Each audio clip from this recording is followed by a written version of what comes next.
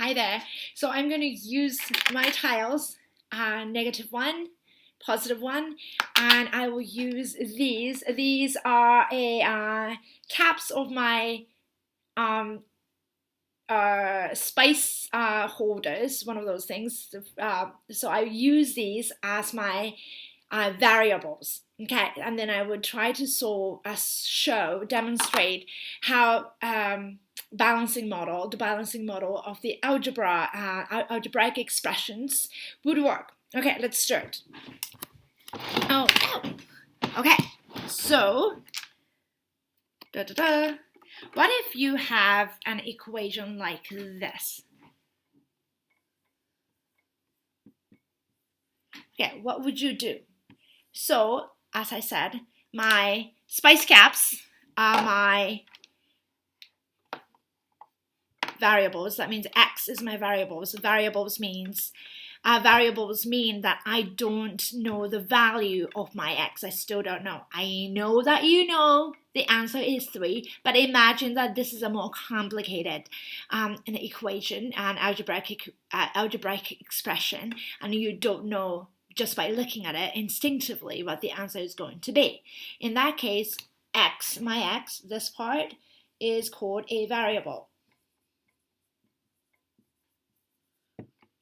And that means I do not know the value of it, a known value.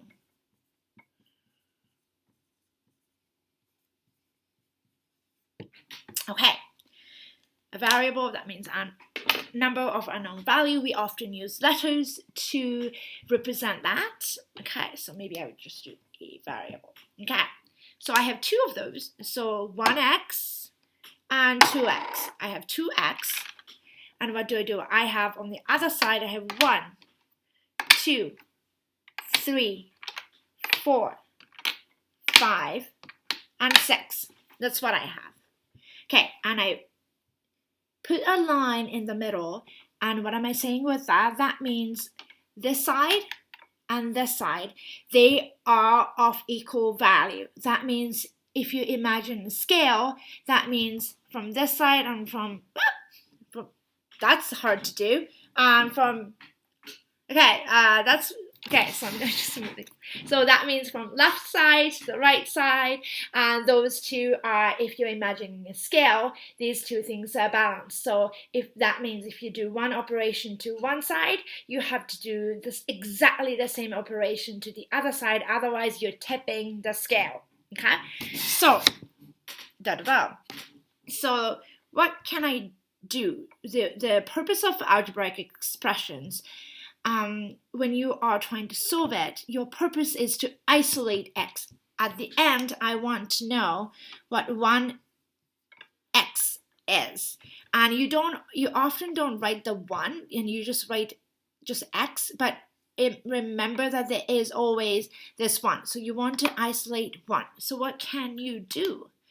Well, these two things are of 2 equal value, right? These two are of the same value. So that means if I cut this into half, and if I will be able to isolate 1x. So that means I have to do exactly the same thing to the other side. So what do? Okay, so I'm dividing my left-hand side by 2. That means I have to do exactly the same to the other side. Otherwise, I'm tipping the scale. So I do 2.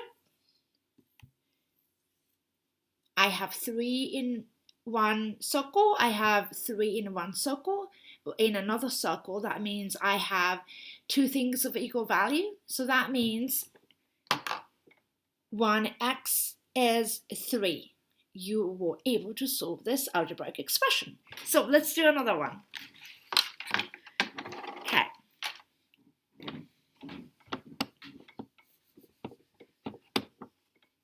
What about something like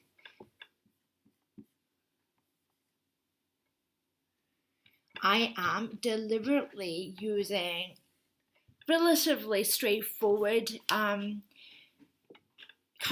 addition and subtraction so that you don't really have to think too much about. Wait, was I not recording? I was recording, so sorry, it just went dark, so I was slightly worried that my video went somewhere into the unknown void. Okay, so x plus 3 equals 7. I know that probably most of you can just see it and visually, instinctively know that the answer to this is 4. But the purpose of that is not to solve it for 4, but to know what you are doing to each side and to understand how the balanced model of the algebraic expression works. So I have 1x and I have 3. And on the other side, I have 1, 2, 3, 4, 5, 6, and 7, right? There you go. And as we discussed, this side and this side is completely balanced. So if we do one operation to one side, you have to do exactly the same to the other side. So in order to isolate x, what's in the way? Well, my 3 positive 3's are in the way. So what do? I take out 3 from this side so I can isolate x, my variable. But if I take away 3 from one side, I also have to take away 3 from the other side as well. And what do I have left? I have 1, 2, 3, 4. So I know that x equals 4. Which we probably all of us already knew, but this is how you could represent it. So let's do a few more.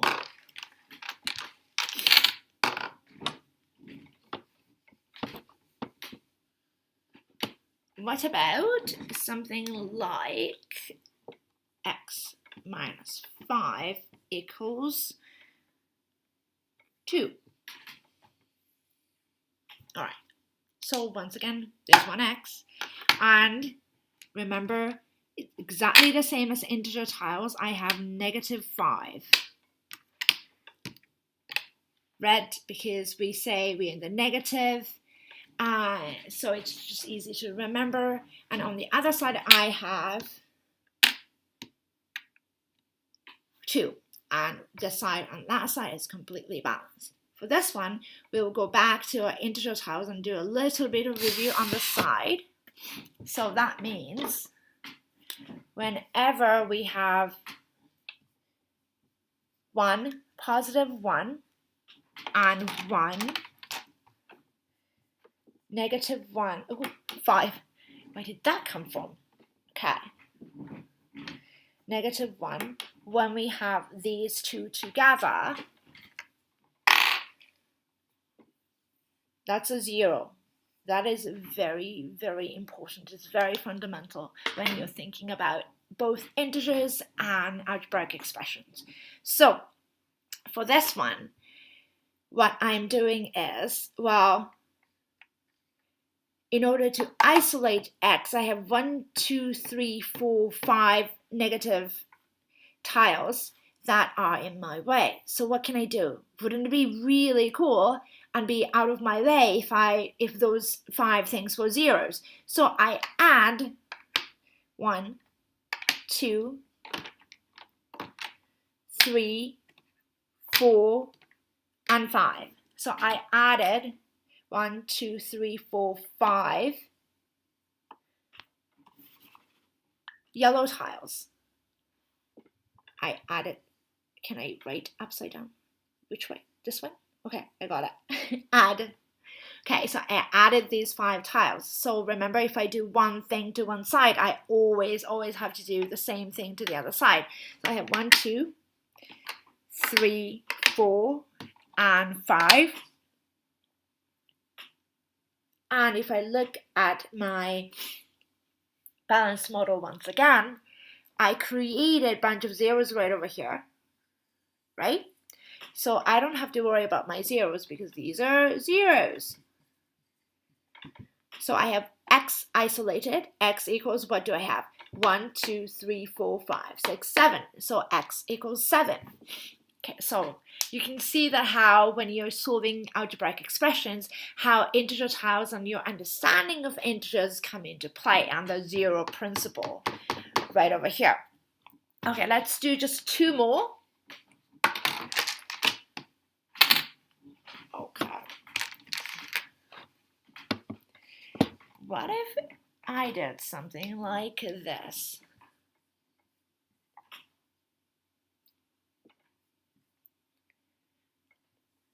And then what do we do? Okay, so this is going to be a tricky part because I don't actually have the complete x. So I could just write here and I say I only have it on this side. I don't have it on this side. Okay, I have only half my x because this part I don't have it. Okay, and then I have, I'm going to put it like that. And then what do I have? I have 3 on the other side. I have 1, 2, 3. So take a look and think how you could solve this. Okay, so this is completely half. That means, you know what? If half of that is 1, 2, 3, if I were to have another half, wouldn't that be exactly the same? Wouldn't I just 1, 2, 3, right? Because this is half. If I multiply both sides by 2, that means I get 4 cap, and I multiply this by 2, that means I'm adding the same amount once. 1, 2, 3, 4, 5, 6. So I know that x equals 6. So that's an interesting one. Okay, so that's that. And one last one. Okay, one last one is, what if 3x minus 2 equals 4? So what if I had things like this? 3x minus 2 equals 4. So I have 1, 2, 3x, and I have negative 2 on this side, and I have 1, 2, 3, 4 on the other side. Once again, this means I am balancing from left to right. I'm balancing the left-hand side and the right-hand side. Left-hand side and the right-hand side? Never mind. Okay, so what do we do first? Looking at this. So I have to isolate x, but what do you think would be easier? To me, I think I'm going to take one step at a time. So first I'm going to look at these 2 red tiles, and I know that I can make zeros by adding 2 positive integer tiles. See, I made zeros, and I added 2 positive tiles to do that. So because this is a balanced model, if I do one thing to one side, I have to do the same thing to the other side. So I'm making sure my scale is balanced. So I'm adding 2 positive tiles on this side as well. Okay, so now I don't have to worry about my zeros. So for now, I'm going to just get rid of my zeros. Just take it out of my sight so I don't have to worry about it. It's one step done. So what do I do now? So I have 3 equal parts. So that means I have to divide these into 3 equal parts so I can isolate x. So can I divide my right-hand side into 3 equal parts as well? Yes, I can. 1, 2, 3. I have 2 yellow tiles in each circle. That means I was able to divide my right-hand side into 3 equal parts as well. So that means I was able to isolate x, and x equals 2 positive tiles. So that is that. And my dog is trying to intrude on my algebraic expressions and being kidnapped back into a different room. Thank you for watching. Bye-bye.